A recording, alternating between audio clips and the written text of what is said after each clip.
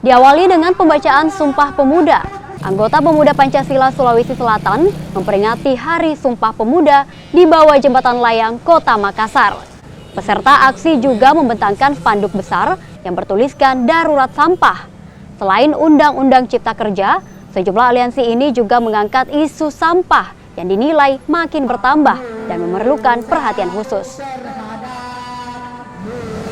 Pemuda Pancasila yang ke-61 dan Hari Sumpah Pemuda.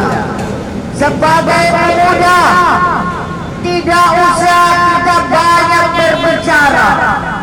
Singkat dengan baju kita, berikan yang terbaik untuk sampah.